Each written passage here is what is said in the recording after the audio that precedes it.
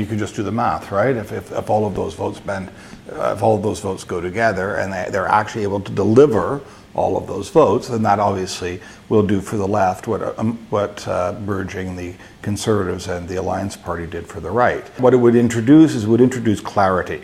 Right? It would actually introduce two specific choices. And that's what politics is all about, right? And that's what elections are all about, making an actual choice.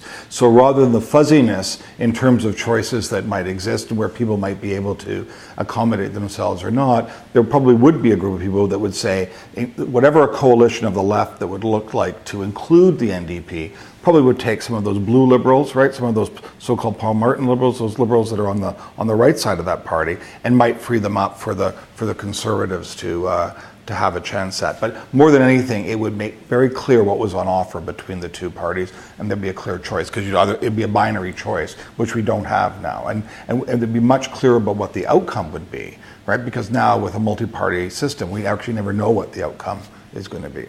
So obviously, it's a strategic threat if they're actually able to accomplish it.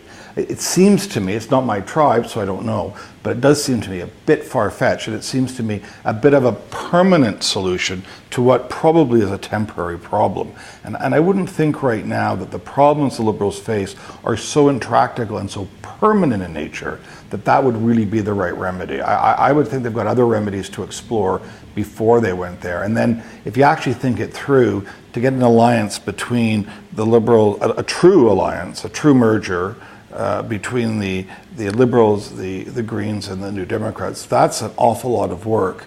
And that's a big journey for people to make. It reminds me of the joke about how many psychiatrists it takes to change a light bulb. And the answer is one, provided the light bulb's committed to change, right? And we're only really committed to change when we're in an enormous amount of pain. And I just don't see, I understand the Liberals are going through a rough patch, for sure. There's no question about that.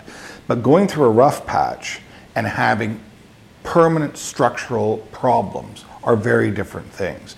And I think this is an awfully permanent solution to put out of existence one of the most successful governing, so-called, traditional governing or natural governing party of Canada, one of the most successful political entities in Western democracy, and to put that out of existence because of a few months in the scheme of things of a rough patch, it doesn't seem to me like the right solution.